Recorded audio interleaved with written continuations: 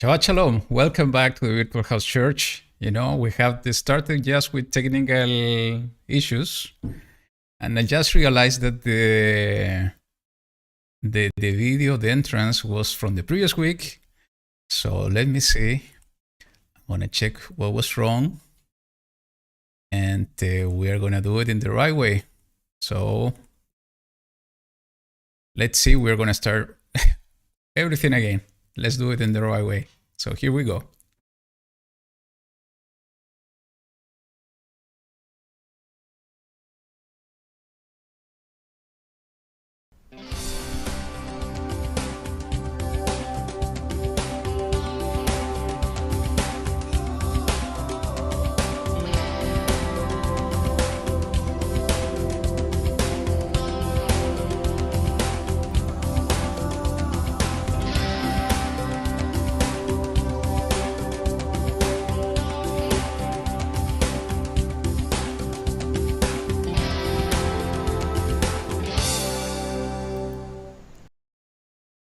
Okay, right now we are in the right place, in the right week, in the week 18 of this amazing cycle that we're doing of the Virtual House Church in the book of Shofetim, the book of Judges. So, Shabbat Shalom, welcome once again to the Virtual House Church. My name is Juan Carlos, and it's a blessing to be with you once again in this new Shabbat, in this new cycle, in this new portion of the Word of Yahuwah. As I have been telling you week after week, the main purpose and the main objective of Virtual House Church, as you can see in the top of my head, is to go back to the basic. So getting back to the basics, the idea is to start building the foundation, in the truth of the word of Yahuwah. And most probably, as it happening to me, most probably it's happening to you that are joining us today and joining us week after week. The foundation is already built, and it's always important that we need to do all the effort to grow up in the truth and in the word of Yahuwah. And growing up, it means that the foundation, the basics on the word of Yahuwah needs to be part of our DNA, needs to be part of what we know, needs to be part of what we believe and what we understand. And day after day, we need to leave the milk aside. We need to go and check the milk time to time. We can savor, we can taste the milk for sure, but it's important we start eating meat. Because if we do that, we are going to grow in faith, we are going to grow in emunah, and we are going to be able to fulfill the purpose of what Yahuwah has intended for you and for me. And I think the main reason of starting with this cycle of that is a different cycle, as we used to have in the cycle of Torah, and to go to the Ketuvim in this case, to go to the different writings, and we have been studying already the book of Yahushua or Joshua, if you will, and now we are in the book of Shofetim. Is exactly that. The idea is that now that we have built already the foundation, is to start beginning in the word of Yahuwah to understand and to complement what we have learned so far, what Yahuwah wants to reveal to us in this new cycle. So if you are already grown up and have been walking this walk for many years, that message, what I have said, is for you. In case you are just joining us recently to the Virtual House Church, and I really would like to know, actually, if you are new to Virtual House Church, make your comment in this video. You can make the comment in the live chat now, or you can make the comment later on if you are not watching this live. It's important for all of us that we are doing Virtual House Church to see that the word is spreading, to see that we are, as an assembly, as a body of Mashiach, that we are reaching others. I have been inviting the week after week to all of us that we are joining Virtual House Church that we need to do our part, and we need to bring the good news of Yahushua, bring the good news of the kingdom of Yahuwah, the kingdom of heaven, to others. So, in case you are new to Virtual House Church, and I think I saw a message last week, somebody is saying that I don't remember, it was he or she that was in contact with this Virtual House Church. Was a joy in our hearts that the word is spreading. So, once again, if you are new to Virtual House Church, put your comments. Let us know that you are new. You are joining an amazing family. And I'm saying this from the bottom of my heart. We don't know each other face to face. I don't know you face to face. I just know some of you, the Jake that is joining Virtual House Church face to face, but virtually. But I didn't have the chance to know any of you face to face. And I think this is exactly happening to all of us that are joining, or most of us that are joining Virtual House Church. And even though that we don't know each other face to face, the love of Yahuwah that we feel in our hearts, is something that we don't describe, and we cannot explain. So, and this is for one reason only. It's because we are serving the Creator of the heavens and the earth, and we believe in His true Son, Yahushua HaMashiach. And that love that we feel in our hearts, no matter that we don't know each other face to face, is because of Him. So, once again, if you are joining us in Virtual House Church, you have a big family here that it doesn't matter if you don't know anyone here. You are going to be more than welcome, and you are going to receive that love from all of us.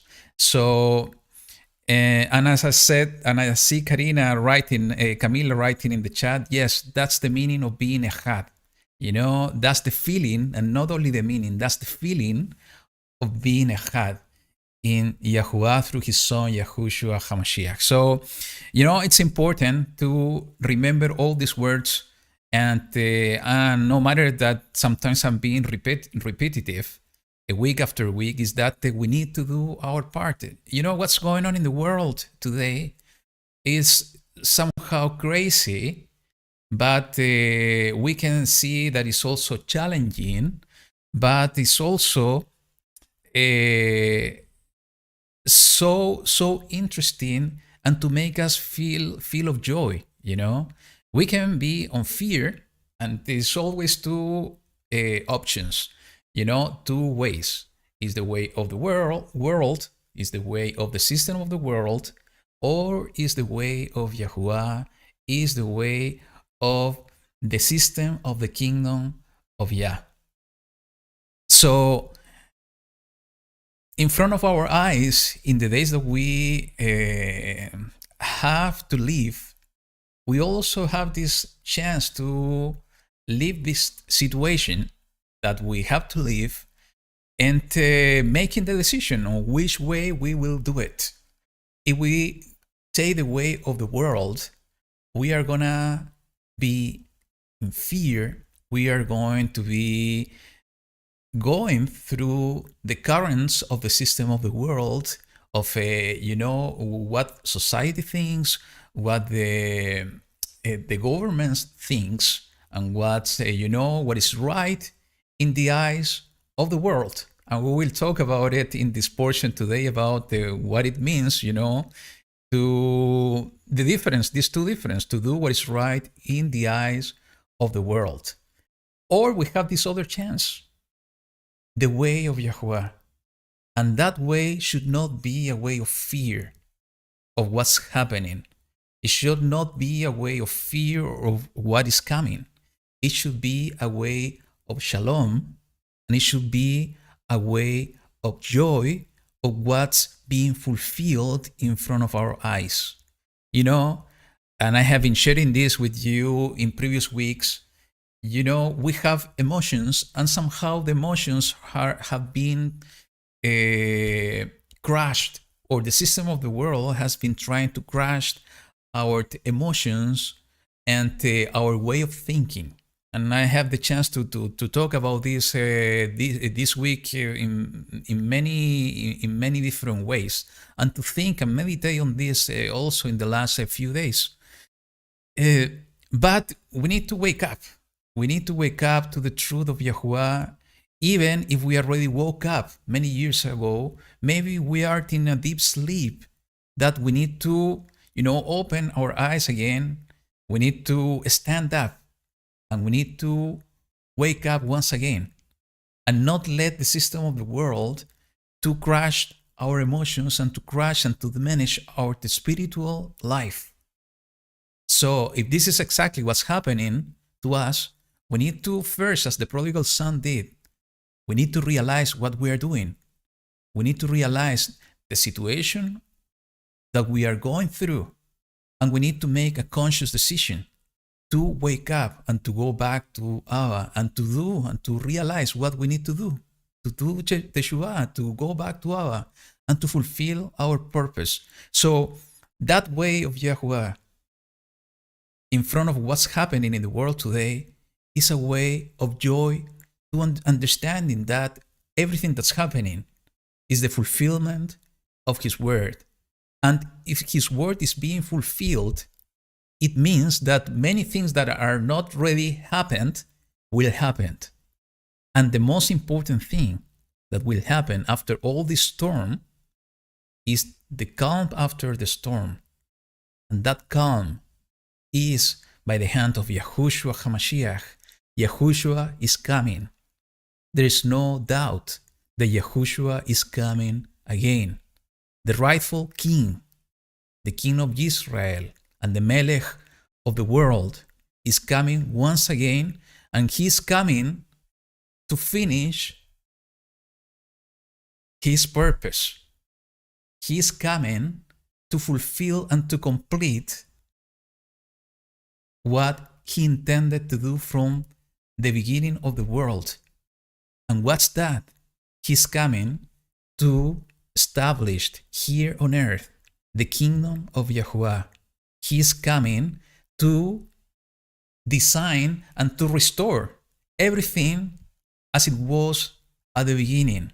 He's coming to destroy sin and death. He's coming to destroy sadness. He's coming to destroy sickness. He's coming to destroy and to remove broken hearts. He's coming to restore righteousness on earth, righteousness and shalom.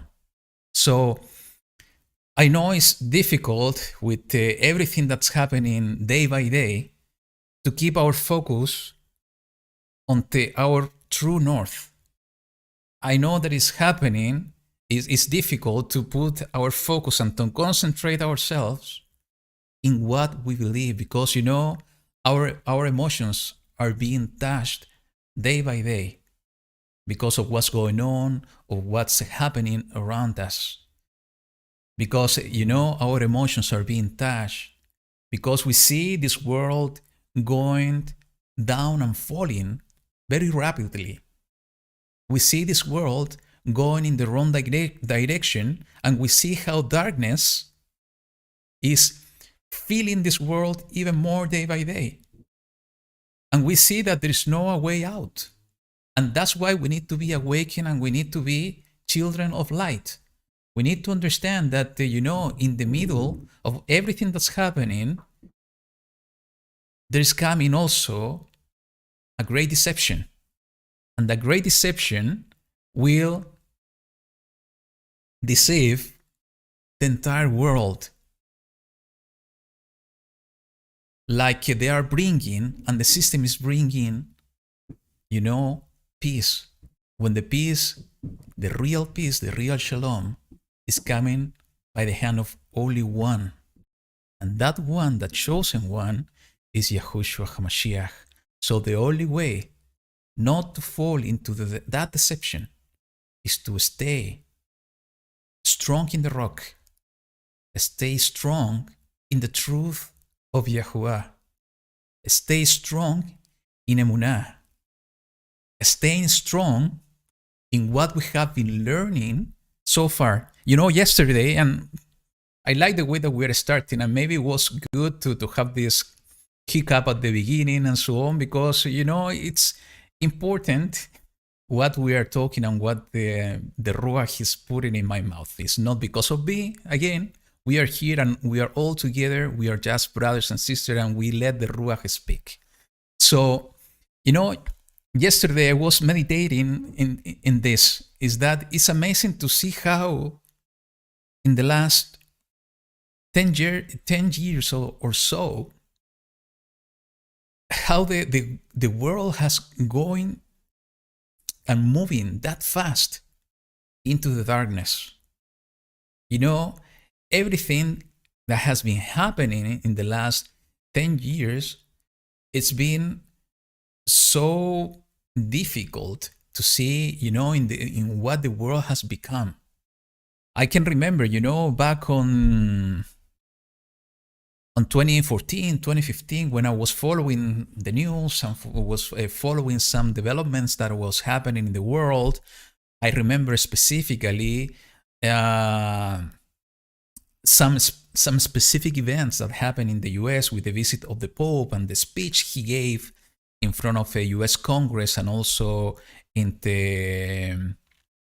Ground Zero in New York. And also what was happening in the geopolitical situation back then. And I was, studying the Last Days series and what was the prophecies, and also the sequence of the events of what was coming.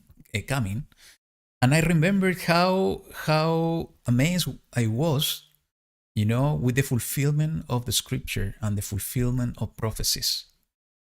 And in that moment, I couldn't imagine what was coming in the coming years back then, in 2015, 2016.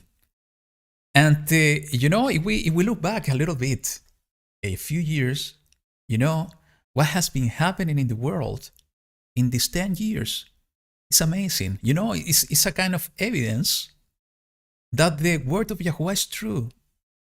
It's a kind of evidence that what we have decided to believe is so true. It's an evidence for us to be and to feel the strength of Yahuwah that will sustain us in the current storm we are, and in the coming storm that's coming. But what while I was meditating on this, I was also amazed that something in parallel has been happening in these last 10 years as well. The world falling into this great darkness. But, and this is so beautiful if we look at it in this way, but in parallel to that, few people in the four corners of the earth has been waking up to the light. Few people in the four corners of the earth, without being led by anybody, any human being, has been waking up to the light and to the truth of the word of Yahuwah.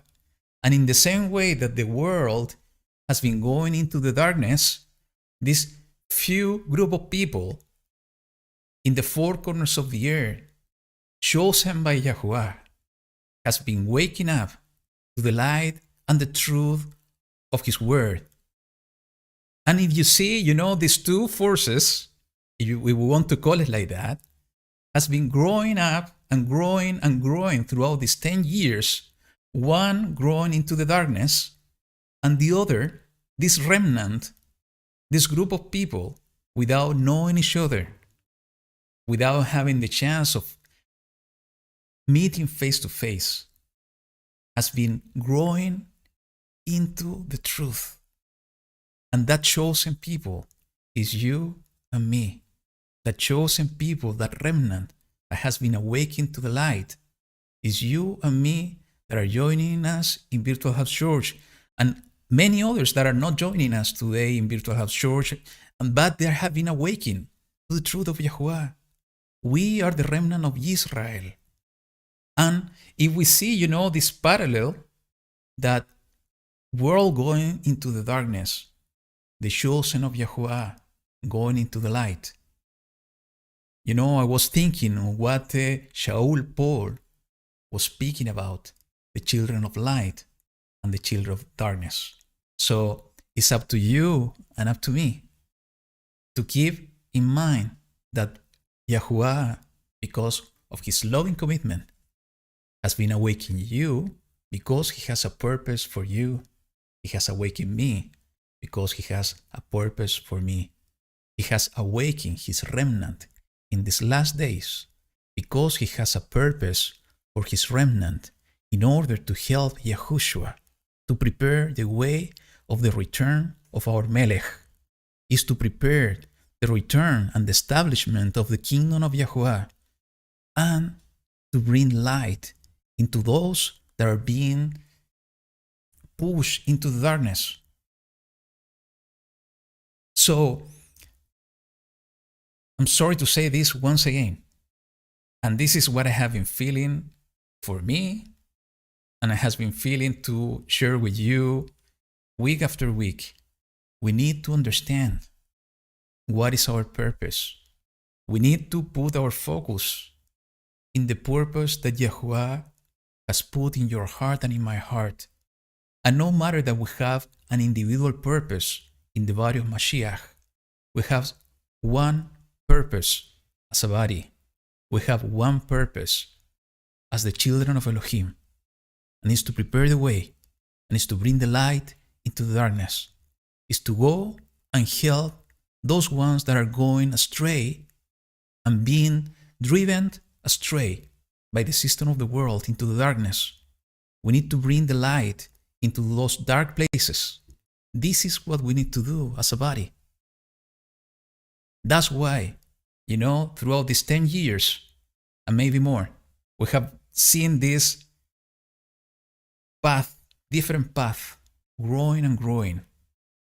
And it's just to praise and worship Yahuwah that he has been loving us so much, that he has been compassionate toward you and toward me, to be part of his remnant and to be part of the children of light. So, brothers and sisters, let's remember this, let's remember our purpose. Let's put our focus in the joy of the kingdom of Yahuwah. Let's put our focus and let's concentrate ourselves day by day on what's our purpose and what we need to do.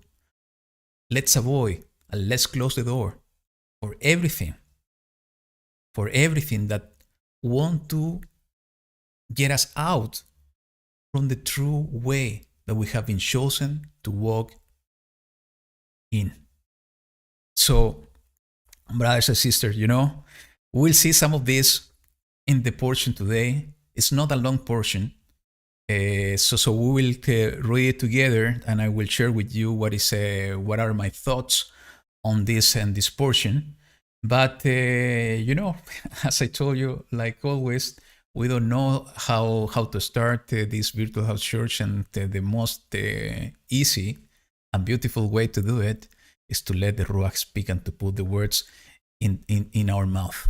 So, as we have been doing so far, and it's important to mention this as well, in case you are new to Virtual House Church, is that Virtual House Church is a project started by our brother Rob Skiba, that Yahuwah decided for Rob to be one step ahead of us, like he always was. He is one step ahead, waiting for the kingdom to be established. And Yahuwah put in his heart 10 years ago, actually, to start with this Virtual House Church. And you can go to the Virtual House Church website, and you will find, what is Virtual House all about. And he started with his wife, Sheila, that, by the way, let's keep Sheila in our prayers. I haven't heard anything about her, And it's important that we keep here in our prayers, and everybody, in the body of Mashiach nowadays, we need to pray for one another in order for to be protected and to be sustained by Yahuwah. So, Virtual Health Church, in case you are new, was started by our brother Rob Skiva back in 2012, as I said before, with the only purpose to have a platform for everybody that was waking up to the truth of Yahuwah to, join virtually to study the word of Yahuwah and to go back and to get back to the basics. And if you go to the Virtual House Church website, you will find the normal Torah cycle that is being studied week after week. And you will find multiple resources here. Week 1 is Bereshit. Other example here we have week 28 in the book of Leviticus, or Vayikra is Metzorah. So you just link you just click on one of the link and you will go in one of more information about that week cycle, where you will find multiple resources. You will find the Parsha in 60 seconds. You will find, the broadcast from previous years, regarding that study. And, this is so an amazing website. Rob, being guided by Yahuwah, managed to collect throughout the years. That, again, is with the only purpose to serve the remnant of Israel. Is to serve the remnant of Israel in these days. And I think it's important, as I have been inviting you, for those of you that are joining week after week, to share this information, to study this information, the work and the hours and the time spent by Rob in this side, is something has been blessing all of us throughout the years. That the least we can do is to bless others by inviting them to join the Virtual House Church and to go to the Virtual House Church and to study the word of Yahuwah, everything that we have been studying throughout the years. That's part of how we can fulfill our purpose. So, as I have been doing week after week, I invite you to go to Virtual House Church to study this information, but most importantly, to share this information with others. So, as usual, and it has been, something that we have been doing lately. Actually, it's more, lately is too short. I think since I have been joining Virtual House Church, we have been bringing this custom is to share with you a song. And why I'm doing this? To be honest, I don't know. I like music. In my days of church, when I was joining church, I think I have been sharing this with you in the past. I'm as Rob used to say, I'm a PK. I'm a pastor kid. So my entire childhood, I spent hours, and actually my day-to-day was at church. I remembered going to church almost every day. So one of the things that I was called for when in those days is to music. I'm not a professional musician. Not at all. I didn't have the chance to study music by myself. But, Yahuwah awakened some talents on me. And I managed to learn how to play guitar, how to play the drum kit, how to play the keyboard, also how to play, bass guitar. And, since I was, around 8 years old, 9 years old, I started to learn how to play those instruments. And I felt some love for music. And, when I left church many years ago already, and, I kept my guitar, and music has been with me most of the time. I still remember some of the songs that I was singing back on church. Time to time when I had the chance to join to meet my family, they like music and songs as well, and we have the chance to sing together. And, that's why I think music is something important. And we see all the Tehillim, and how the Yahuwah was instructing David, King David, David HaMelech in Hebrew, to put the Leviim, the Levites, to give praises to Yahuwah in the Hechal, in his temple. Because, he's in the middle of the worship. He's in the middle of worship, and his worship and the praises. So every time that we praise him, every time that we sing to him, and we do it with all our heart, and we close our eyes and we praise him, we can feel his presence. We can feel, we forget everything that is around us, and we just connect with him and his Ruach. So I think that the reason that I'm sharing this music with you is because my love for music, and not any music, is music for Yahuwah, to worship him. And because it's a way to start the study of Yahuwah, praising him. And is to, again, we are in Shabbat.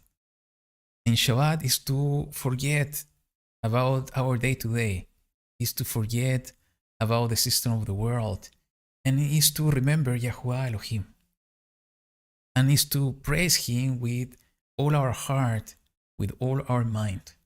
So, I was, my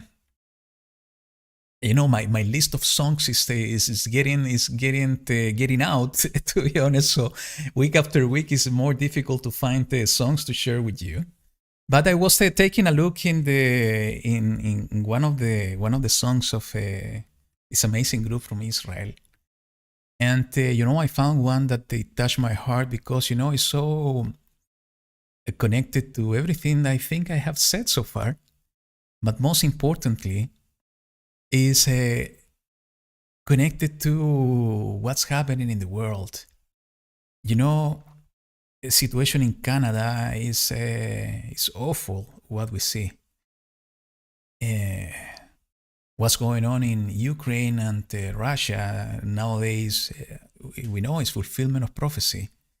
But, for the people that are in the middle, the innocents, is difficult. And no matter, we know that this is part of what needs to happen. It's part of the storm.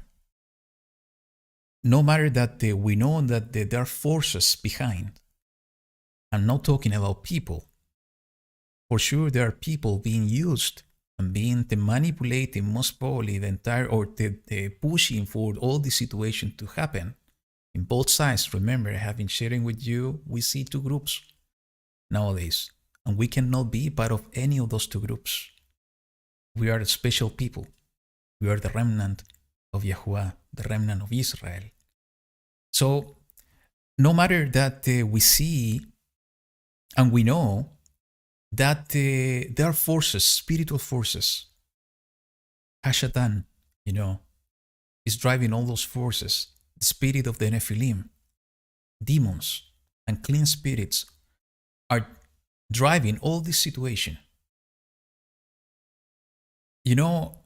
Our human part, it's not right to say human because, Yahuwah created us with different aspects, body, our mind, our soul, our spirit. But that part that is more close to the material world, our emotions are touched. And we need to understand that there are people suffering during this process. And we need to pray for our brothers and sisters on those countries that are going through these difficulties, that Yahuwah can strengthen them, that Yahuwah can protect them. And that's why, when I was listening to this song, I think we need to take these words to ourselves. Each one of those words that is coming from a Tehillah, a psalm, we need to take it to ourselves and make it our prayer. So I want to share this song with you, and after that, we will begin our study. So here we go.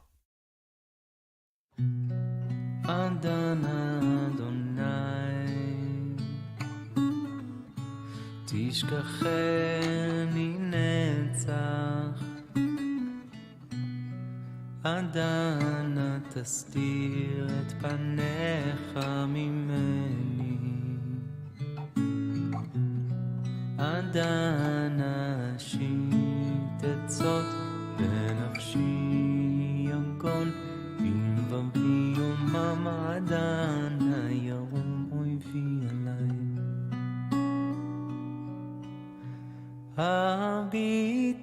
הביטנני אדוני אלוהי, אדוני אלוהי, האיר עיניי פן אישה המוות, פן יאמר אויבי יכולתי צרה יגילו,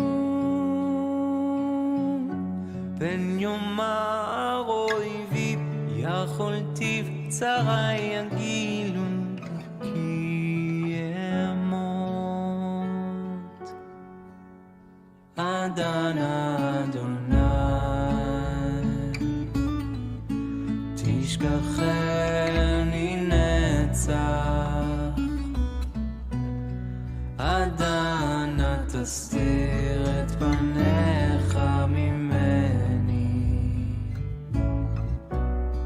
עד אנה אשית עצות בנפשי, יגון בלבבי יומם, עד אנה ירום אויבי עליי. הביטנני אדוני אלוהי, אדוני אלוהי, האיר עיניי פן אישה המוות, פן יאמר אויבי יכולתי צרה יגילו,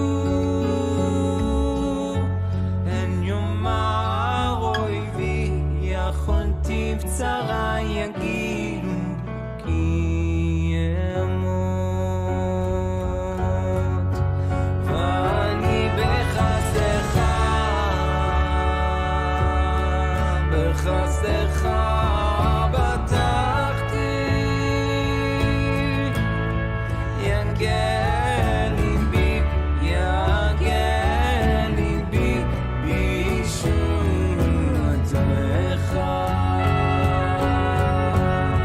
אשיר על אדוני, כי גמל עליי. אשיר על אדוני, כן אשיר על אדוני, כי גמל עליי. ואני בחסדך, בחסדך בטחתי, יגל ליבי, יגל ליבי בישועתך.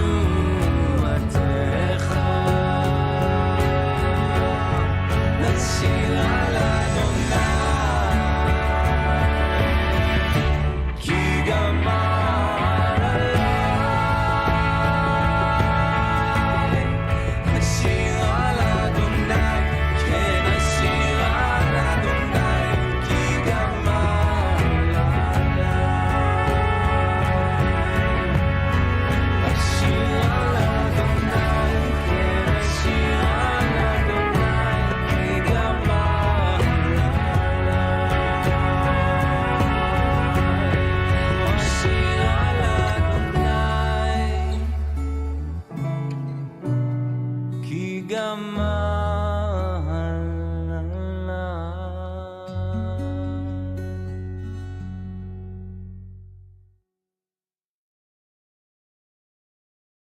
And with that spirit, I will invite you to close your eyes, to lift your hands to the Shemaim, and let's pray to Abba.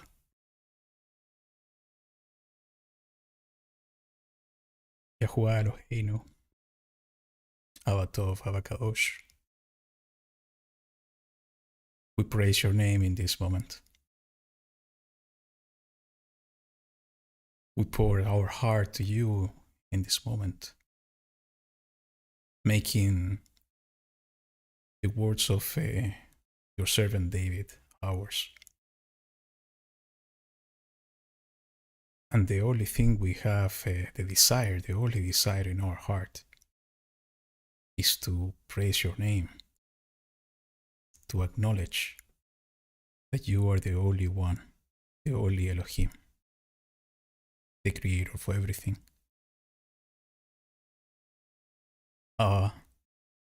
In this Shabbat, we ask you that your presence and your Ruach be with us, that you can guide us in your word, but most importantly, that you can guide our steps so we walk as your son Yahushua walked. Sometimes we go for different paths. Sometimes we lose our focus in our real purpose. Sometimes we deviate our eyes from the true north. That is your kingdom. That is you. And we ask you in this moment that you can forgive. Give us forgiveness. That you can cleanse these vessels, this temple that we are, through the blood of your Son. That you can purify us to serve you as you are expecting us to serve you. In these days of trouble, we want to ask you to remember us in the same way that we are remembering you. Remember your people and your remnant in these days, and give us of your Ruach, and give us of your strength in order to fulfill your purpose and your will. Give us the opportunity to bring your light to others, and also protect and be with us during the difficult times ahead.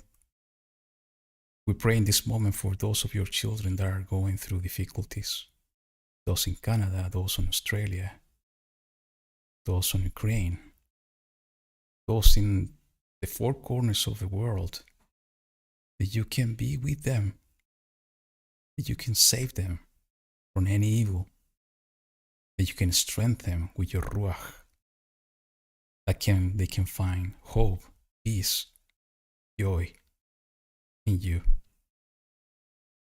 And in this moment, Abba, we ask you that you can guide us in the study of your word, that you can put your words in our mouths, that you can open our understanding to grow in your truth, in your light.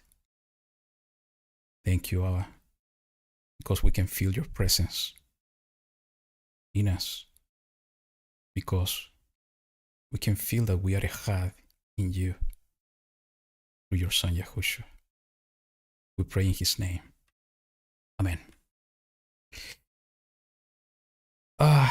It's so amazing to feel his presence. You know? It's something that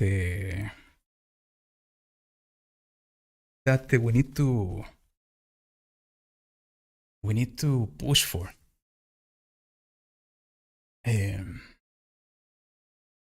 It's something, it's a burden, and I will share it with you that I have been feeling lately. Something that I need to improve, something that I have missed, and I was telling you last week. But I don't want to make it about myself. I want to share this with you because I believe that is something that we have lost lately. It's something that we need to push forward to get it or to get it back. And what is it about? It's about that connection, that being close to Him.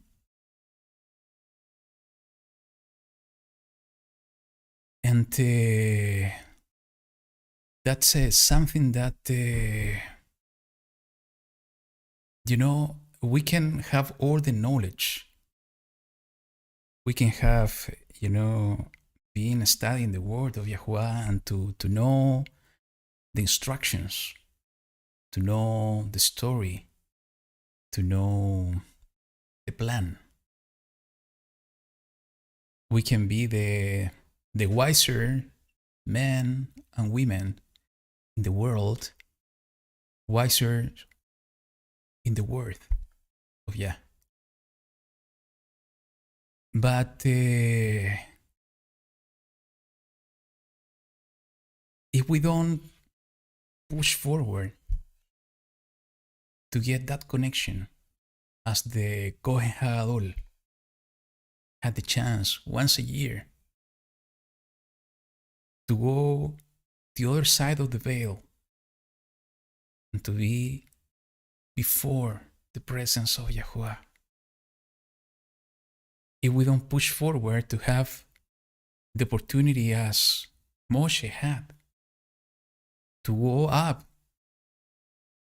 on Mount Sinai and to be surrounded by the amazing presence of Yahuwah,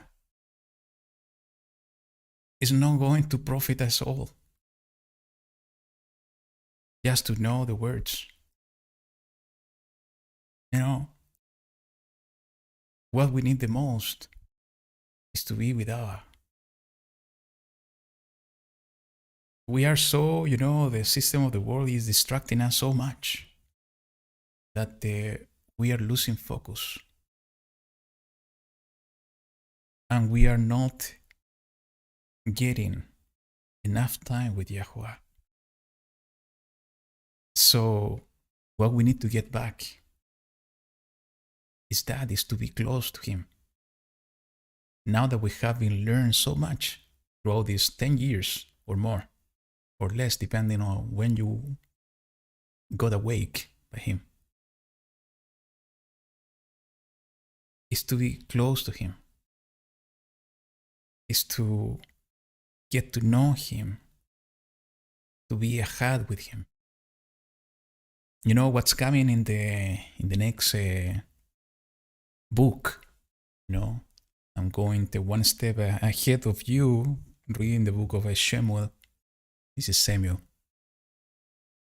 I felt it to do it, and I was touched by him when I was reading some of the words that I will be sharing with you when we get there. Is that we need to push forward to get that relationship with Him. Now that we have the knowledge and we are growing in knowledge, we need to grow more in our relationship with Allah. So, just meditate on what I'm saying. Each one of you knows where you are in the way and in your relationship and your closeness with Allah. So, pray. Talk to Him. He will guide you on what you need to do. And if you don't feel that guidance, keep praying until you receive that guidance.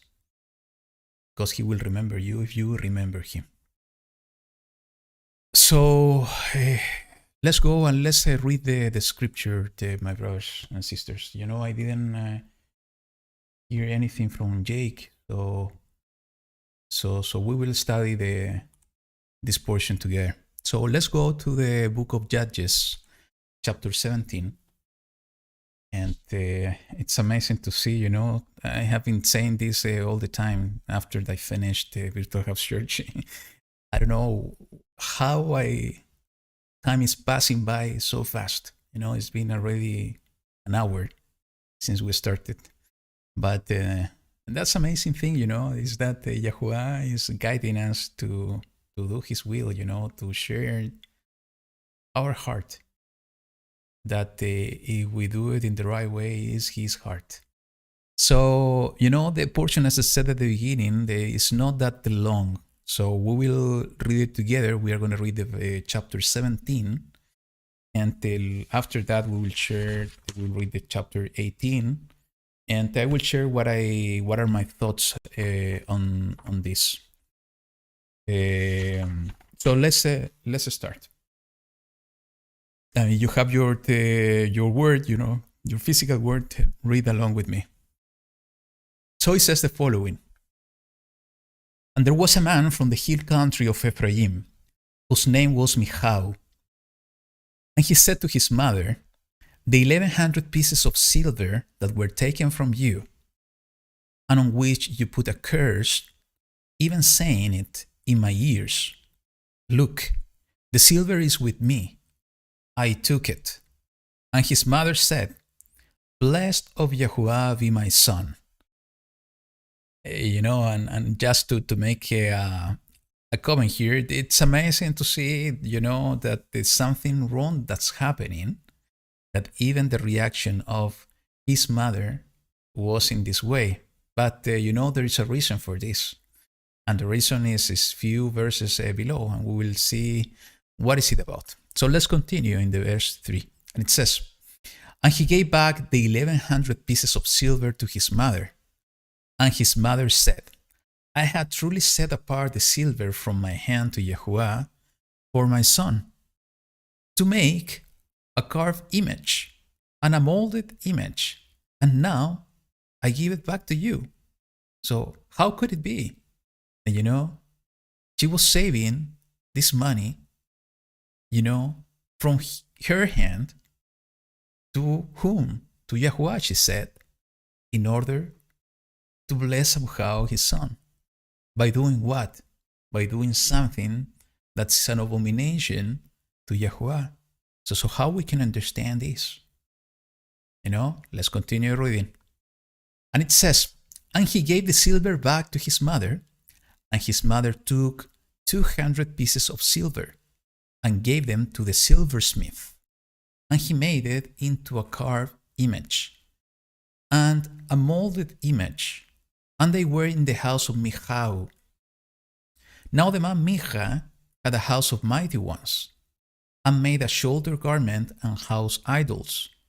And he ordained one of his sons who became his priest. And let's continue reading. We will read it until the end.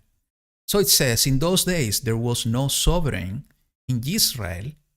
Everyone, and listen to this, everyone did what was right in his own eyes. Let me read it again. In those days there was no sovereign in Israel. Everyone did what was right in his own eyes. And there was a young man from Bethlehem in Yehudah, of the clan of Yehudah. And he was a Levite, and he was sojourning there. And the man went out of the city of Bethlehem in Yehudah to sojourn wherever he could find a place. And he came to the mountains of Ephraim, to the house of Micha, as he journeyed. And Micha said to him, where do you come from? And he said to him, I am a Levite from Bethlehem in Yehudah, and I am on my way to find a place to sojourn.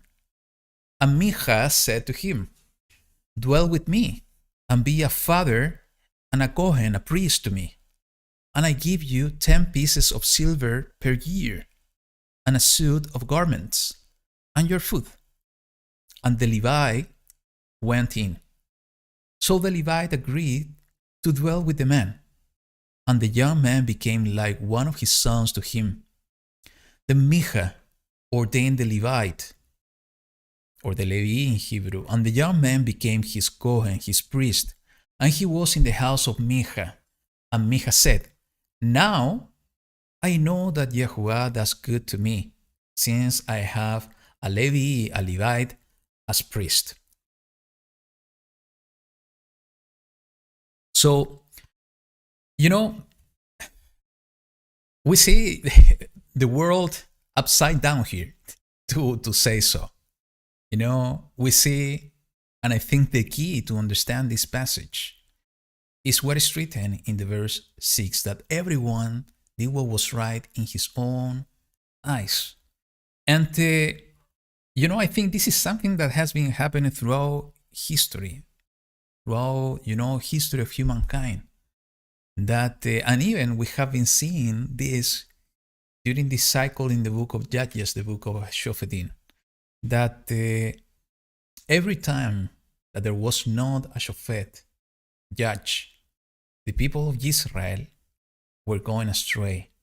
And every time that they were going astray, they were doing what was right in their own eyes. But, in this passage, there's something that caught my attention, and it's something that we've seen also throughout the years happening, and it's something evil that we need to be so cautious not to fall on that same mistake. And what I'm talking about is about that sometimes we might think that we are serving Elohim, when in reality we are not serving him. We see, the mother of this man.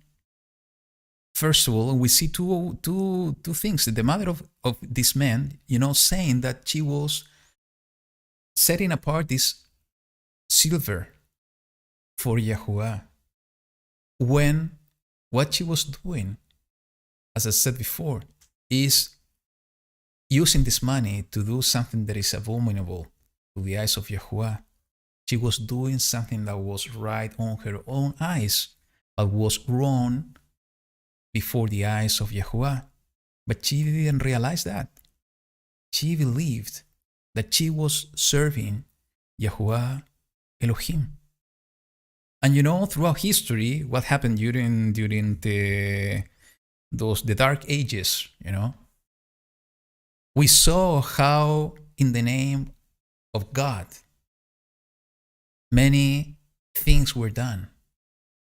If we look back into, modern history, we see the same happening.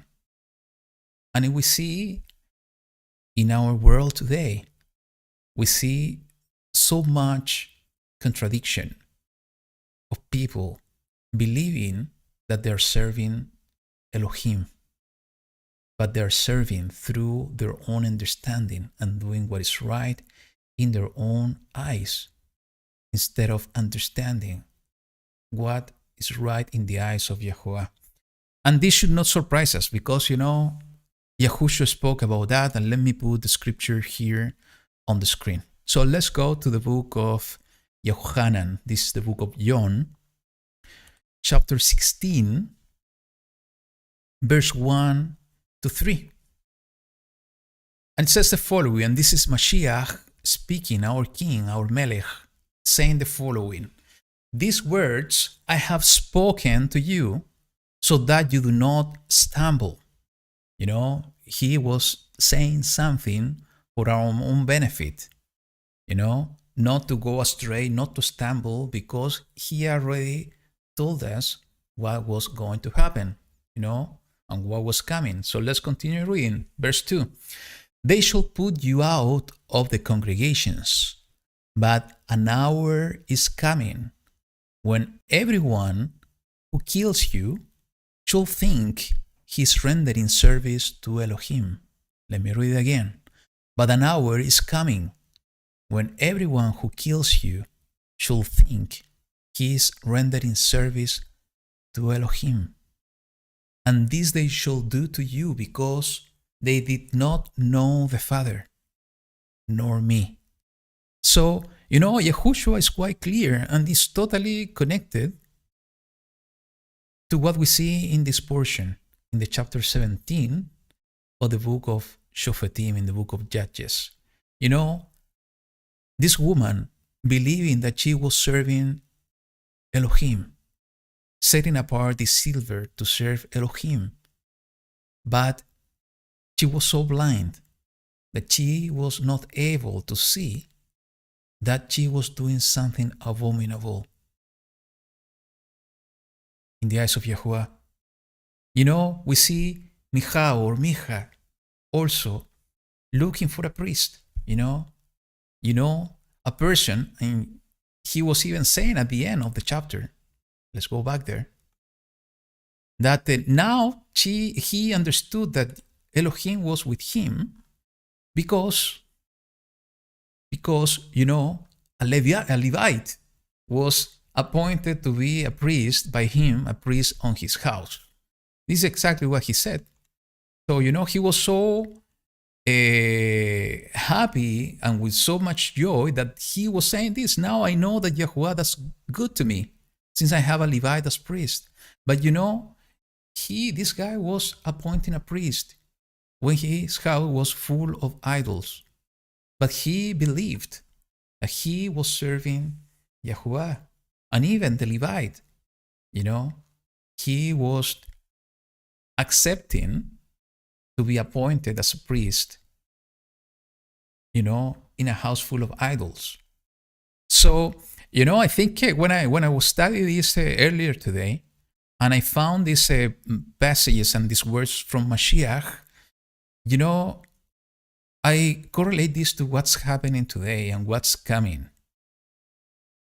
People will believe that they're serving and doing service to Elohim, while they are totally doing the opposite.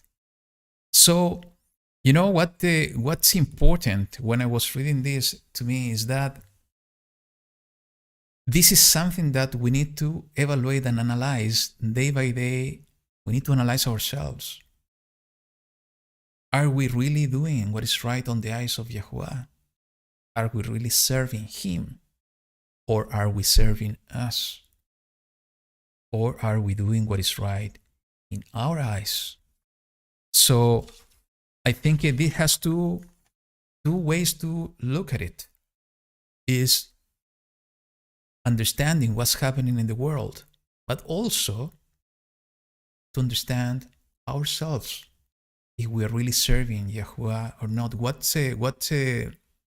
this is so important, because this is exactly what Yahushua was bringing to light in his first coming. And what I'm trying to say, let's go to the book of Matthew Yahu in Hebrew. And let's go to the chapter 15. And we're going to read verse 1 till verse 9. And it says the following. Then there came to Yahushua scribes and Pharisees from Jerusalem, saying, Why do your taught ones, your Talmidim, your disciples, transgress the tradition of the elders? For they do not wash their hands when they eat bread. But he, Yahushua, answering, said to them, Why do you also transgress the command of Elohim because of your tradition? For Elohim has commanded, saying, Respect your father and your mother. He who curses father or mother, let him be put to death. But you say, Whoever says to his father or mother, Whatever profit you might have received from me has been dedicated, is certainly released from respecting his father or mother. So you have nullified the command of Elohim by your tradition. Hypocrites! Yeshayahu, this Isaiah, rightly prophesied about you, saying, These people draw near to me with their mouth and respect me with their lips, but their heart is far from me. But in vain do they worship me, teaching as teachings the commands of men. So we see many places in the Brit Hadashah in the New Testament, similar situations of Yahushua with the religions or the religious people of that time, what was happening in the bottom line?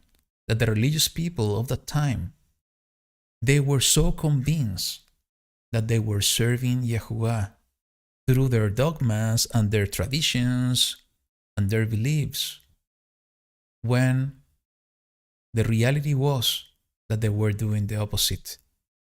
So I think asking the question to ourselves in a daily basis is so important, not to fall in something wrong. And the question is that we need to ask ourselves, am I doing what is right before the eyes of Yahuwah? Am I doing what is right in the eyes of Yahuwah? Or am I doing what is right on my own eyes? And we need to seek the face of Yahuwah in prayers to understand what's the answer to that question. And we need to be brave enough, to take the action in case we are doing what is right in our own eyes. Take the action in order to go back and do what is right in the eyes of Yahuwah. So, what Yahushua said is important because, it's giving us the key somehow to understand how to understand if we are doing what is right or what is not. Let's go back to the book of John chapter 16. And let's read again the verse 2 and 3. It says, "But an hour is coming when everyone who kills you shall think he's rendering service to Elohim." And listen to this. "And this they shall do to you because they did not know the Father nor me." So the only way to understand and to really understand how to do what is right in the eyes of Yahuwah is to know them, is to know the Father, is to know Mashiach. Because if we don't know them, we are going to act in the same way that the people he was describing will come. He was saying the hour is coming that everyone who kills you shall think he's rendering service to Elohim. And why they're doing this? Because they don't know the Father, they don't know me. So if we don't know the Father, if we don't know Mashiach, we can fall into that mistake. So in order not to fall into that mistake and to make sure that we are doing what is right in His eyes, we need to know Allah. We need to know Mashiach. So, and how we are going to know them, we are going to know them by reading His Word, by establishing what I was saying before, that relationship with Allah. And He gave us something really important that is talking exactly about this. And let's go to Torah. Let's go to the book of Devarim, Deuteronomy. And we're going to read in chapter 6 what Yahuwah is expecting us to do. So let's go to chapter 6 and we're going to read verse 16 to 19. And it says the following: "Do not try Yahuwah your Elohim as you tried him in Massah." And listen to this. "Diligently guard the commands, the instruction, the commandments of Yahuwah, the mitzvot in Hebrew, the mitzvot of Yahuwah your Elohim, and his witnesses, and his laws, which he has commanded you. And you shall do what is right and good in the eyes of Yahuwah, that it might be well with you. And you shall go in and possess the good land of which Yahuwah swore to your fathers, to drive out all your enemies from before you, as Yahuwah has spoken." So if we diligently guard the instructions of Yahuwah Eloheinu, we guard His word, His entire word, we will learn how to do what is right and good in His eyes. We will learn to know Him. And as soon as we learn to know Him, and as soon as we learn His words, we are gonna push forward to do what is right in His eyes because of two things. Because we know His word, we know what please Him, but also because we have our focus, our mind, our entire being focused on doing what is right in His eyes. Remember what I said at the beginning. It doesn't matter that we are the wiser ones. We can learn and we can know the words. We can know what it pleases Him. But if we don't do it, if we don't push forward to do it, it doesn't mean anything. Both things, is emunah, belief, understand, and also action. Both things together in order to serve Yahuwah with our entire being. So, if we go to the same book, the book of the Devarim, Deuteronomy, and somehow it's connected to all of this, is that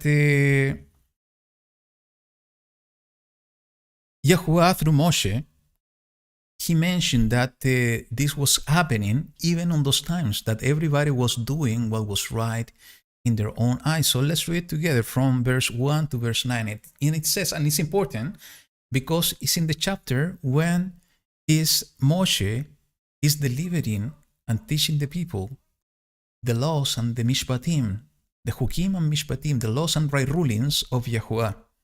And in this chapter is when they are saying this, and he's saying this. So it's the following. These are the laws and right rulings which you are to do in the land which Yahuwah Elohim of your fathers is giving you to possess. All the days that you live on the soil, completely destroy all the places where the nations which you are dispossessing serve their mighty ones, on the high mountains and on the hills and under every green tree. And you shall break down their slaughter places, and smash their pillars, and burn their asherim with fire. And you shall cut down the carved images of their mighty ones, and shall destroy their name out of that place. Do not do so to Yahuwah your Elohim, but seek the place which Yahuwah your Elohim chooses out of all your tribes to put his name there, for his dwelling place, and there you shall enter. And there you shall take your ascending offerings and your slaughters and your tithes and the contributions of your hand and your vowed offerings and your voluntary offerings and the firstlings of your herd and of your flock. And there you shall eat before Yahuwah your Elohim, and shall rejoice in all that you put your hand to, you and your households, in which Yahuwah your Elohim has blessed you. Do not do as we are doing here today, each one doing whatever is right in his own eyes, because you have not yet entered the rest and the inheritance which Yahuwah your Elohim is giving you. We have been discussing many times that there is nothing new under the sun.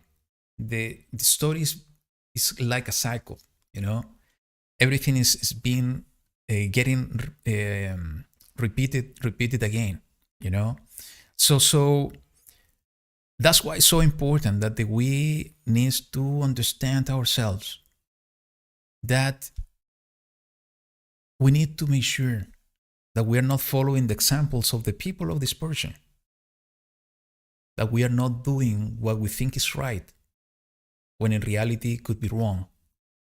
We need to be sure that we are doing what is right in the eyes of Yahuwah.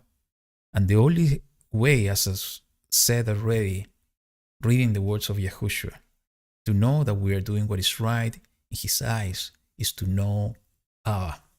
So, just to continue on, the key of this chapter for me, as I said already, is that they were missing an important aspect. And that was everything that was driving them to do what they consider to be right. And what is that is what I said to you is in the verse 6. It says, in those days there was no sovereign in Israel. Everyone did what was right in his own eyes. So, there is a passage in the book of Zechariah. And let me read it to you. This is in the chapter 13. And, it's connected to what Yahushua even said, what we read in the book of John, chapter 16, verse 3. So in the book of Zechariah, chapter 13, verse 7, it says the following: O sword, awake against my shepherd, against the man who is my companion, declares Yahuwah Sebaot. Strike the shepherd, and let the sheep be scattered. But I shall turn my hand upon the little ones. So, I think the word of Yahuwah is so clear. In this case, they were missing the one guiding them. They were missing the shepherd. That's why everybody was doing what was right in their own eyes. So every time that we are missing the shepherd, every time that we are missing the Melech, the king, we will go astray. We won't have that one that is giving us the example. We won't have the one that is guiding us on the way. We won't have the one to follow. And, and this is exactly what happened to them. They were missing the king. And that's why they were doing what was right in their own eyes. Every time that we are missing our king, every time that we are missing our shepherd, we will do wrong. We will go astray. We won't follow the right path. And, we see this happening even in the life of Yahushua. And you know this already, but it's important to remember the words. Let's go to the book of Mark, chapter 14, verse 26 to 31.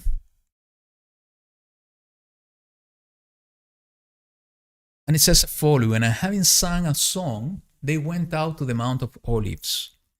And Yahushua said to them, all of you shall stumble in me this night.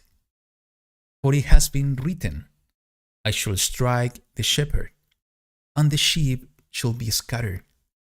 Yahushua, in his last night before his suffering, he quoted the prophecy, the Nebuah in Hebrew, the prophecy of Zechariah. And he made it his own. He was saying, you shall stumble in me this night. It has been written, I shall strike the shepherd, and the sheep shall scatter. But after I am raised, I shall go before you to Galilee. And Kepha said to him, even if all shall stumble, yet not I. And Yahushua said to him, truly, I say to you that today, this night, before the cock shall crow twice, you shall deny me 3 times. But he spoke more strongly. If I have to die with you, I shall not deny you. And they all said the same. And we know what happened later on. All of them, the 12, got dispersed, when the shepherd was stricken, So it's so important that we remember, if we don't know our shepherd, if we don't know our king, and we don't know Abba, we will do exactly the same mistake. And this is so wonderful that we know who is our shepherd. But let's read the words. Let's remember the words. Let's go to the book of John, chapter 10, verse 14 to 18. And it says the following: I am the good shepherd. This is Yahushua speaking. I am the good shepherd, and I know mine, and mine know me, even as the Father knows me, and I know the Father. And I lay down my life for the sheep. And other sheep I have, which are not of this fold. I have to bring them as well, and they shall hear my voice, and there shall be one flock, one shepherd. Because of this, the Father loves me, because I lay down my life in order to receive it again. No one takes it from me, but I laid it down of myself. I have authority to lay it down, and I have authority to receive it again. This command I have received from my Father.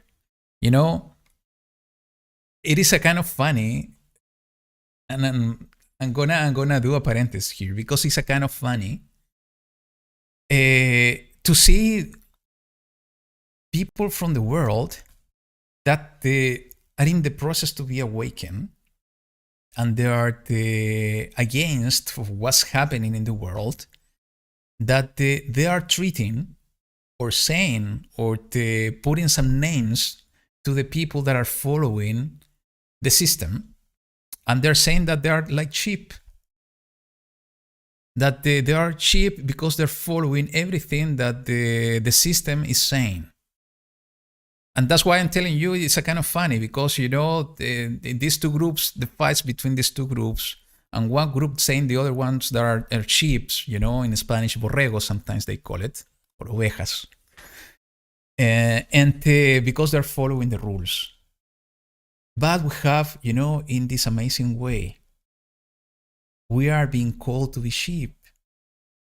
We are called to be sheeps, you know, but following, know what is wrong, is following what is right. And in order to follow and to be part of the right sheepfold is to follow the truthful and the right melech and the right shepherd. And in his own words, that right shepherd is Yahushua HaMashiach. That right shepherd is him. So if we forget Yahushua, if we don't know Abba, and if we don't follow our shepherd, we will be doing what is right in our eyes. And you know, Yahushua said in multiple times, and it's written like that he came to fulfill the words and the instruction of his Father. And it is written, you know, in the first letter of John, Yahochanan Aleph, chapter 2, verse 6. The one who says he stays in him, stays in Yahushua, ought himself also to walk even as he walked. So if we are going to stay in our true shepherd, we are going to do as he did. We are going to walk following him, because his sheep know his voice and follow him. So I think this is so connected to what I was compelled to share that with you at the beginning, is that, you know, we need to remember those words. We need to follow the steps, especially in the times that we are living. You know, Yahushua said that many deceivers will come in the last days, that even they will tell us that they are Mashiach. Even they will tell us that they are going to guide us in the way. But the only way not to fall into the deception is knowing him, is knowing Yahushua, and is knowing Abba. You know, I was sharing the other day here at home that with everything that's happening in the world, I've been feeling that this very soon, this great deception will be disclosed before our own eyes. And, I think the ground has been prepared for many years, especially in the last few years, for that great deception to happen. And I remember with Rob, we were discussing about this many years ago on when I was studying about the last days video study, and what I got to understand about what that a great deception will be. And you want to know more about that? I think it was the part 11 of the last day study. You can go and review that part, because I think it was an amazing information that I managed to share back then. And I think with all the crazy things that is happening in the world, that I believe very soon, a great deception will appear in this world, and it's going to confuse so much people, even people that believe to be following the word of Yahweh. That the only way to be prepared for that, the only way to be prepared even now for the deception that's happening in our days, is doing what we're doing today, is taking this amazing book and read it, study, to understand the truth, to understand the words, not to let anybody to tell us the words, is to read it by ourselves. And most importantly, as I said, is to get closer to Yahuwah, is to manage to know Him. Because if we do both, by studying the words, we're going to get closer to Him and we will manage to know His heart. We are not going to fall into that deception that is coming. So I see this happening in this portion, and this is exactly what I felt compelled to share with you, is that we need to do all our effort, day by day, not to fall in these wrong things, to do what is right in our eyes. We need to get to know Yahuwah in order to do what is right to Him. Even to this point that I want to share with you, is that we see this Levi, and this is something that somehow is prophetic as well, I think, most probably, is that we see this Levi, but it says this from the tribe of Levi. It doesn't say that from what was exactly his house, his father's house. It's coming from the tribe of Levi, but we don't know from which of the son of Levi, that he was chosen to be a priest.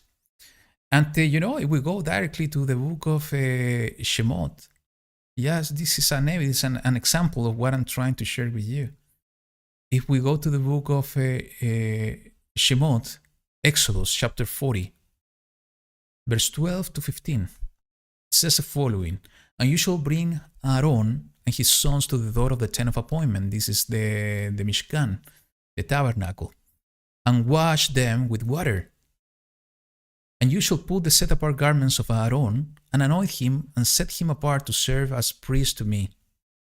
And you shall bring his sons and put long shirts on them, and shall anoint them as you anointed their father. And they shall serve as priests to me. And their anointing shall be for them as everlasting priesthood throughout their generations." So, to whom was the priesthood given? It's to Aaron and his sons. It's true that Aaron was part of the tribe of Levi, but the priesthood was given only to him and his son, and it is written, it's not my words, as an everlasting priesthood throughout their generations. So how come this Mihau or Micha was chosen, a Levi that we don't know was descendant of Aaron, to be a priest? when the priesthood was given to Aaron and his sons. So we see once again a new evidence that they were doing what was right in their own eyes. So let's go back and let's read the chapter 18, and let's see what we have to share with you today. So it says the following. In those days, and let me take a little bit of water.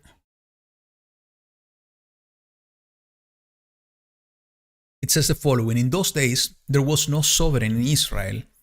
And in those days, the tribe of the Danites was seeking an inheritance for itself to dwell in. For until that day, all their inheritance among the tribes of Israel had not yet fallen to them. And the children of Dan sent 5 men of their clan, brave men from Zorah and Eshtaol, to spy out the land and search it. And they said to them, "Go, search the land." So they went to the mountains of Ephraim, to the house of Micha, and spent the night there. When they were near the house of Micha, they recognized the voice of the young Levite, and turned aside and said to him, "Who brought you here? What are you doing in this place? And what do you have here?" So it's amazing, They were coming from the same place. They knew each other, And they were surprised to hear his voice of the young man, the young Levite that was appointed as priest in the house of this man. And he said to them, "Micha did such and such for me, and he hired me, and I have become his priest." And they said to him, "Please inquire of Elohim, and we shall know whether the journey on which we are going is prosperous." And the priest said to them, "Go in peace. Your journey on which you go is before Yahuwah." Then the 5 men left and came to Laish, and saw the people who were in their midst, how they dwelled safely, according to the ruling of the Sidonians, and rest and unsuspecting, and no one possessing authority in the land was reproaching for any matter. And they were far from the Sidonians, and they had no word with anyone. And the spies came back to their brothers at Zorah and Eshtaol, and the brothers said to them, "What do you say?" And they said, "Arise, and let us go up against them. For we have seen the land, and look, it is very good, and you sit still. Do not hesitate to go to enter in to possess the land. When you go, you are to come to an unsuspecting people, and the land is spacious, for Elohim has given it into your hands, a place in which there is no lack of any matter which is on the earth." And before continuing, for me, when I was reading this, it was amazing to see that even to this point, after all these years, the tribe of Dan was not able to conquer the land. And I don't know the answer, but I do believe in this chapter there's something even more profound to understand that I'm not able to see it yet with all this story. But the only fact that after all these years and all these, generations already happened, that the tribe of Dan didn't conquer their allotment, their piece of land, for me is something that is lighting some light bulbs in my head, saying that it's something more profound here, and especially with all this story in the way that it's written. Okay, so let's continue reading. And 600 men of the clan of the Danites went from there, from Zorah and Eshtaol, armed for battle.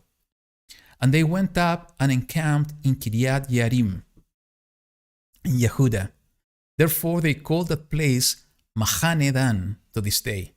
See, it is west to Kiriath Yearim. And they passed over from there to the mountains of Ephraim, and came to the house of Micha.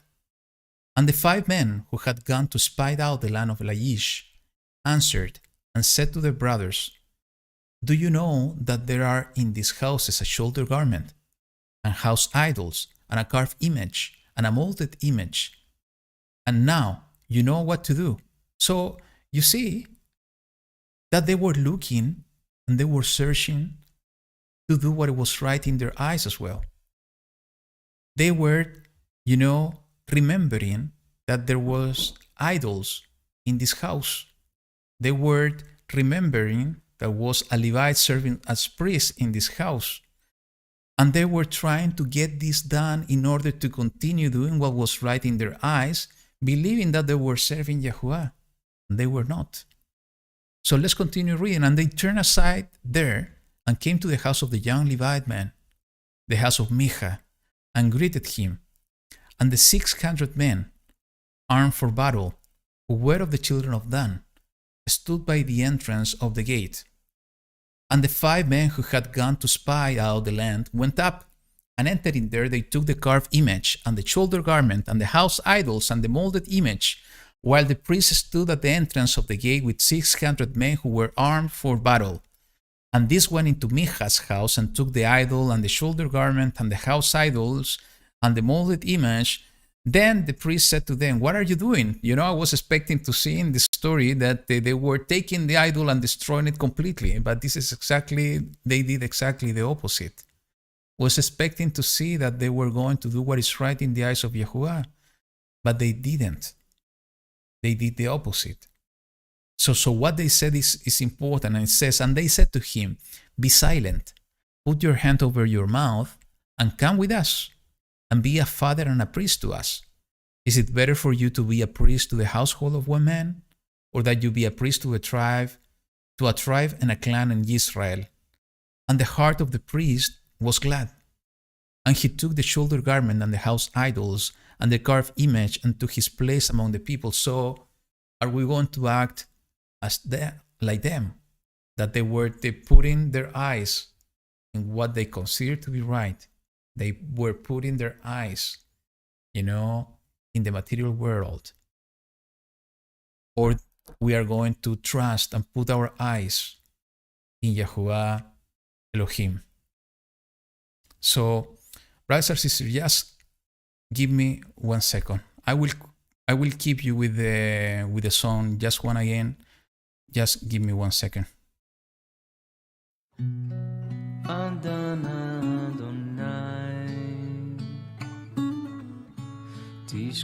תשכחני נצח, עד אנה תסתיר את פניך ממני, עד אנה אשית עצות בנפשי יגון בלבבי יומם, עד אנה ירום אויבי עליי.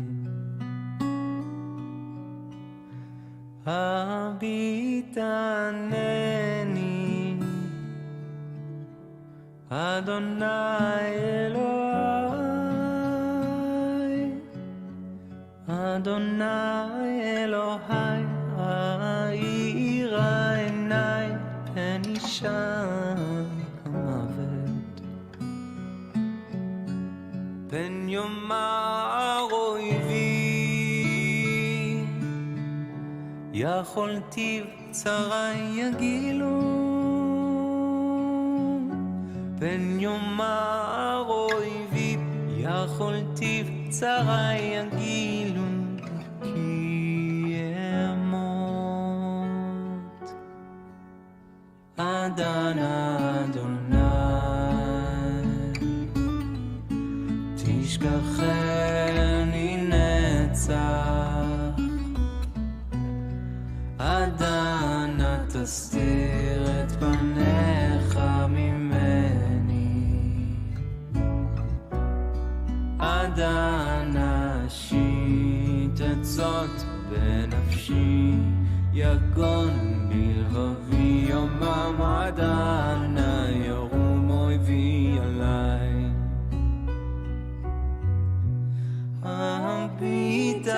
הביטנני אדוני אלוהי, אדוני אלוהי, האירה עיני פן אישה המוות, פן יאמר אויבי יכולתי בצרה יגילו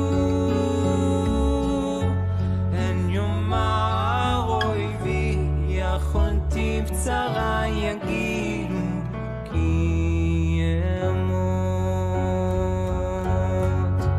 ואני בחסדך בחסדך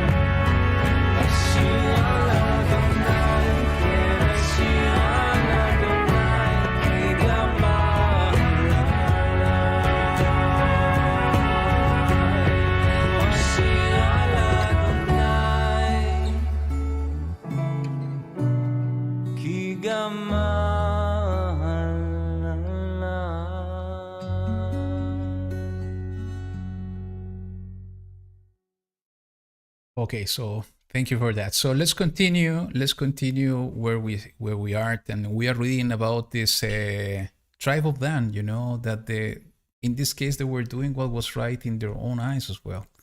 So let's continue in the verse 19, and it says, "And they said to him, 'Be silent, put your hand over your mouth, and come with us, and be a father and priest to us. Is it better for you to be a priest to a household of one man, or that you be a priest to a tribe and a clan in Israel?' And the heart of the priest was glad." You know, their emotions, his emotions. You know, now I'm gonna become a greater priest. I'm not gonna be the priest only for one house and one man. I'm going to be a priest from an entire tribe, you know, an entire city, an entire clan. So that is to put the eyes, you know, in the prize, and not to put the eyes into to do what is right in the eyes of Yahuwah. So let's continue reading. "And the heart of the priest was glad, and he took the shoulder garment and the house idols and the carved image, and took his place among the people. And they turned and went and put the little ones and the livestock and the valuables in front of them. They had gone some distance from the house of Micha, when the men who were in the houses near Micha's house gathered together and overtook the children of Dan, and called out to the children of Dan.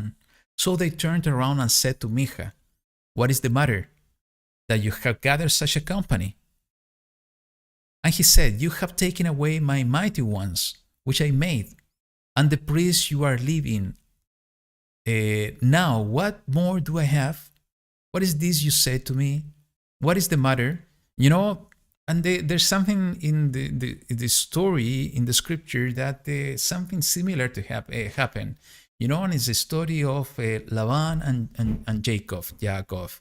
You know, when Jacob was leaving the Laban with his family, going back to his own father, to Yitzhak and Rivka, and you know, Laban was persecuting him, and you know, they caught them in the middle of the way, and Laban was pushing them, 'Why you have stolen my idols?' And Jacob didn't know that Rachel had been taking the idols of the house of his father. So we see something similar happening here.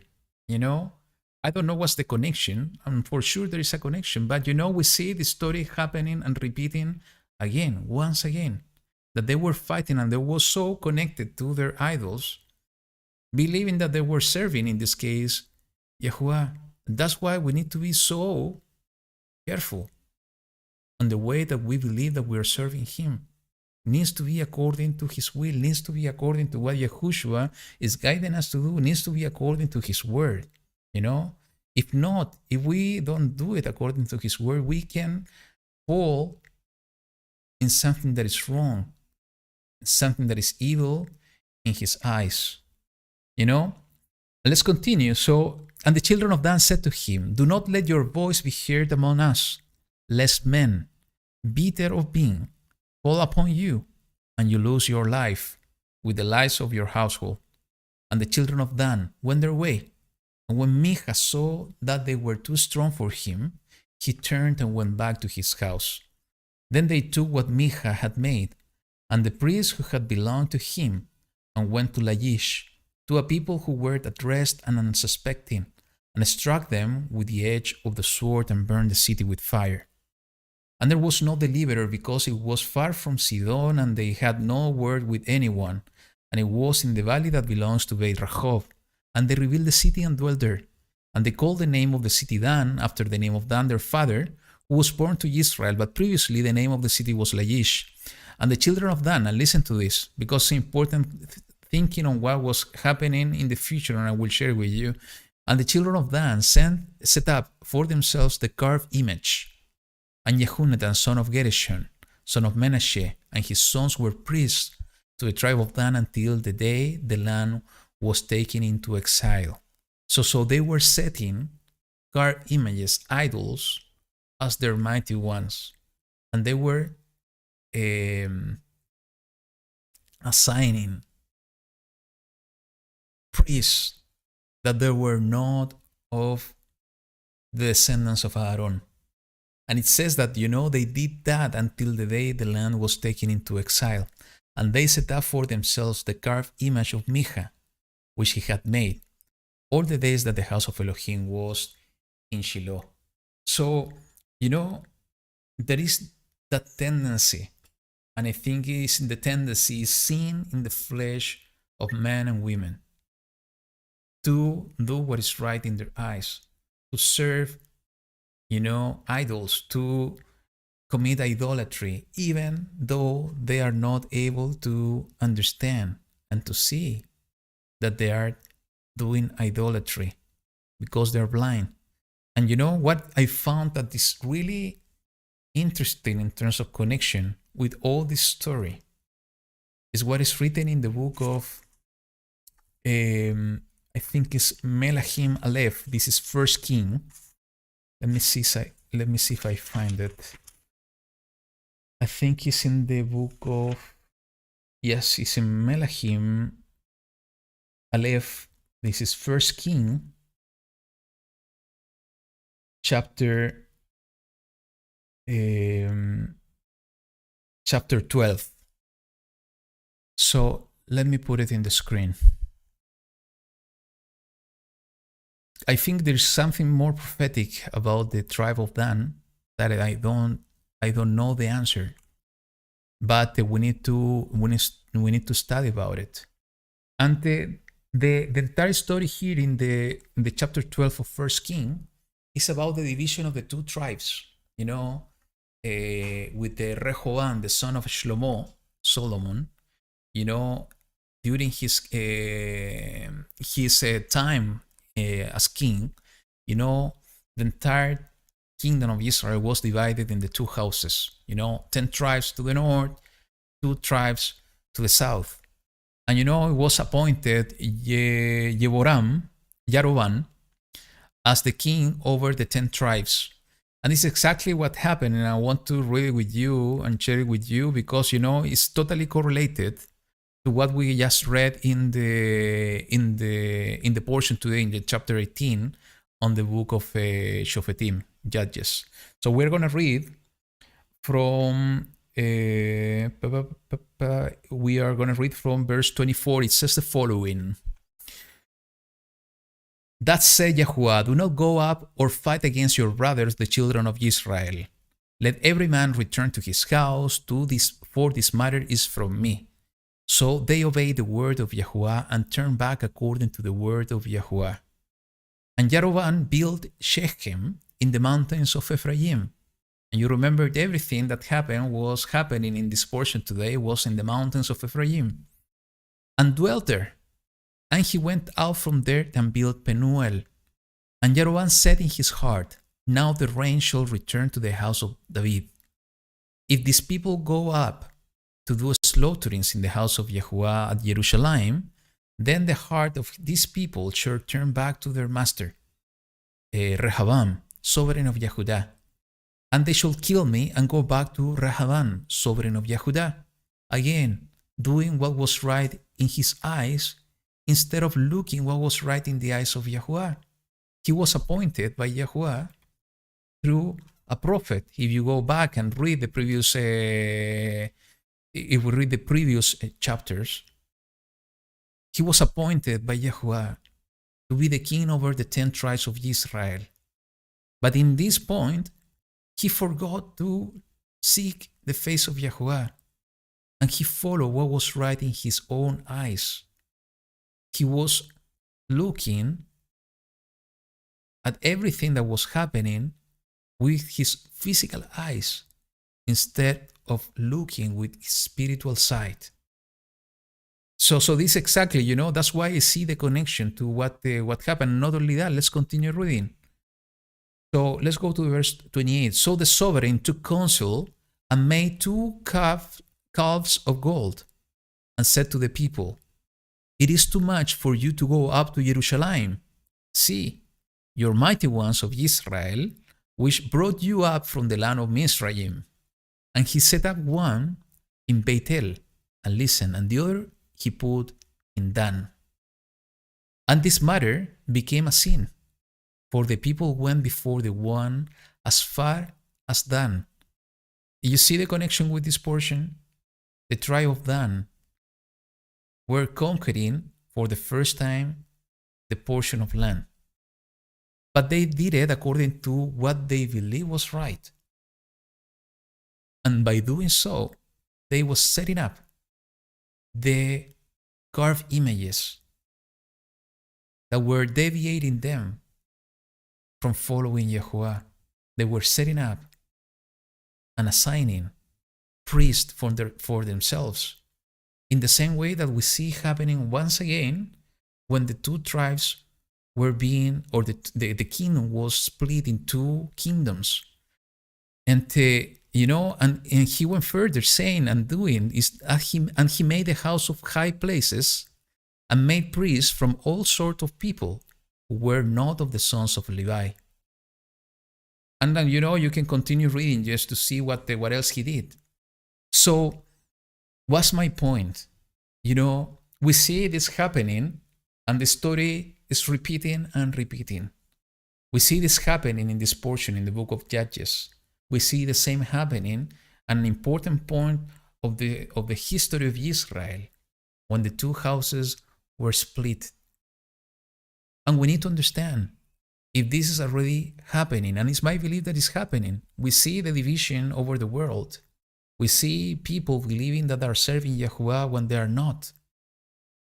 But we know that there is a plan behind the scenes, and that plan is becoming true in front of our own eyes. And the plan is that, he is going to gather the 2 houses once again together in the hand of Yahushua HaMashiach, the true shepherd. Because when we have a shepherd, we know what we need to follow. And that true shepherd and the righteous shepherd is the one showing us the way that we need to do. He is the one showing us the way on how to do what is right in the eyes of Yahuwah. So, from what we see, that is something that the people and human beings doing by doing what is right in their own eyes is causing division. By following the steps of the true king and the true shepherd, that division is being destroyed and is being replaced by unity. And it's being replaced by unity by being echad with the Creator. You know, what happened in the Gan Eden was exactly that. Hashatan, the Nahash, saying to Hawa, to Eve, that deceiving her, you know, just to look with their own eyes instead of looking with the eyes of Yahuwah, instead of looking what was right in the eyes of Yahuwah. That has been deception from day one by Hashatan. And we see that happening even to this day.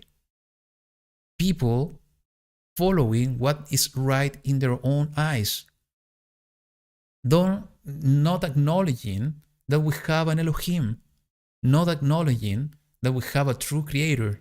You know, I had the chance to take a look in a documentary that Adam Fink put in his channel in Parable of the Vineyard. I think he did an amazing job by collecting all these evidences that is giving us, you know, physical evidences are more to strengthen our faith and also to help others, new people that are coming to the truth, to understand that we really have an Elohim and we have way to prove it.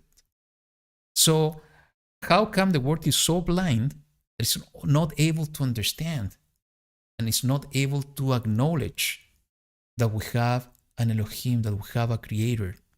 You know, if you have not seen this documentary, I invite you to go to the Parable of the Vineyard YouTube channel, and you will find this. I think it's 11 parts that he put together, very short one, so it's gonna be easy to go. It's important to keep that information on mind because it's going to be part, you know, of our admonition. Admonition to go to the people, not to fight, is to show them the truth and to show the light of Yahuwah. So from day one, Hashatan has been deceiving the world, deceiving humankind,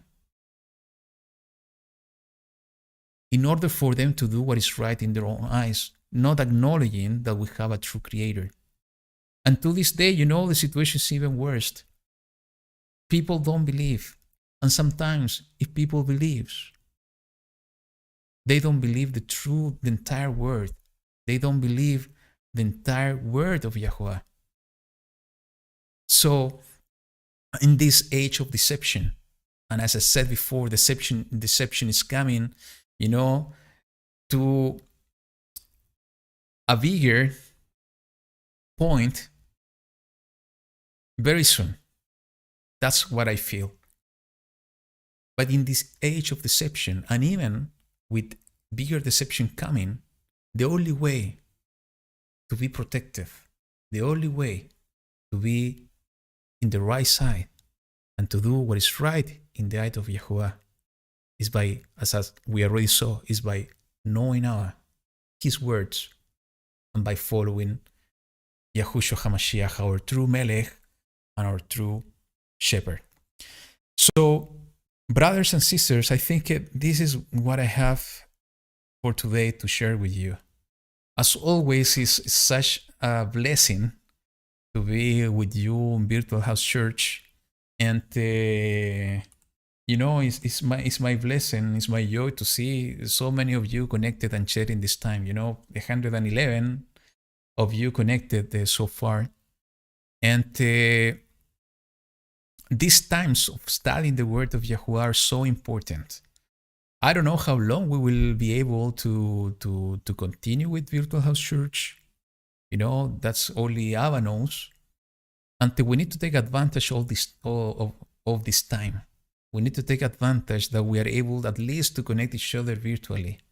That we need to take advantage to know that you have brothers and sisters in different part of the world that believes and think like you. And even if the times and the hour is coming that we won't have the opportunity to reach each other virtually like we are doing today, we need to keep in our hearts that there are more people, our true family, or mishpacha, out there waiting for the time of our redemption. And during this time, we need to keep all these words that we are sharing week after week in our heart, seeking the face of Yahuwah. And as we were sharing today and studying today, most importantly, to ask ourselves day by day, am I doing what is right in His eyes?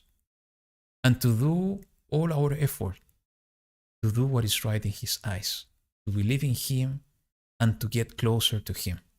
So I really hope, the message will be a blessing to you. And,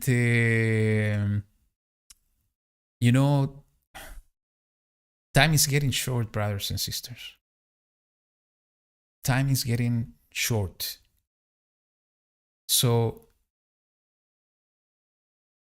we need to ask ourselves what we are going to do with the time we have. I think it's the time to stand up and to do and to fulfill our purpose. It's time to use our knees to get closer to Yahuwah. It's time to do that because it's the only way that we are going to shine in this world full of darkness. So may Yahuwah guide your steps in this new week that is starting tomorrow. May Yahuwah continue with you and His presence be with you during this Shabbat, in case you continue in Shabbat like me. And may Yahuwah bless everything you do, and continue with you all the time, protecting you, sustaining you. We need to put our hope in Him, and He will do. That's the way we need to believe. So I hope to see you next week, in a new virtual house church. As I said, it's a blessing. My love is with you. My heart is with you.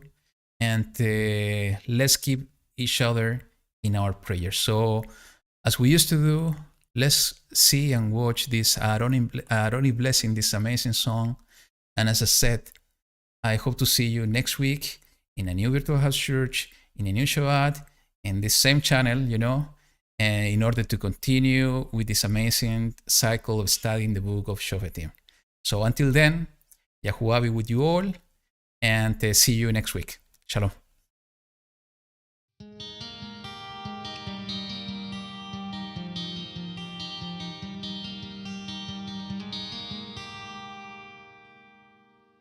יברכך יחוה וישמרך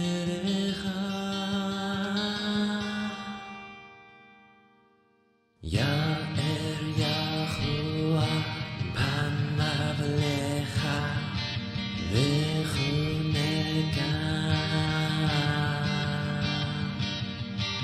יישא יחוה פניו לך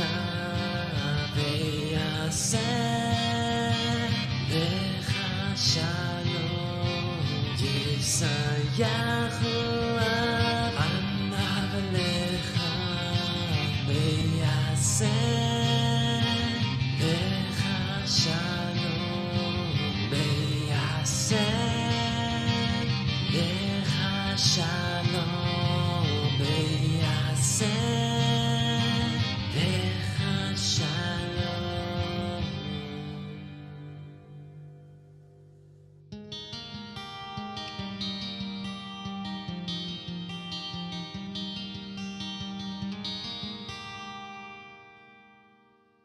Yahuwah bless you and keep you. Yahuwah make His face shine upon you and be gracious unto you. Yahuwah lift up His countenance upon you and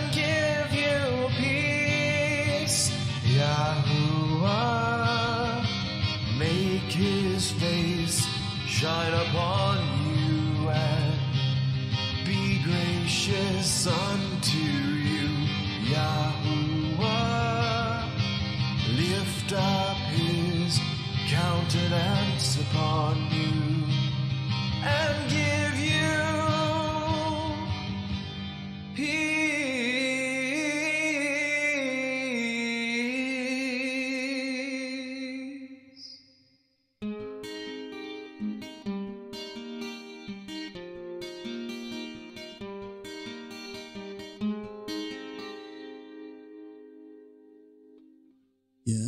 Yahuwah te bendiga y te guarde.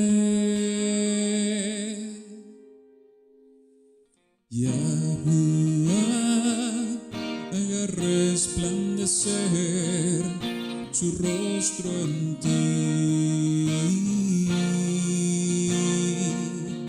y tenga de ti compasión.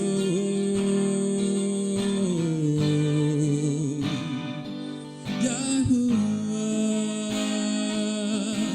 alce su rostro sobre ti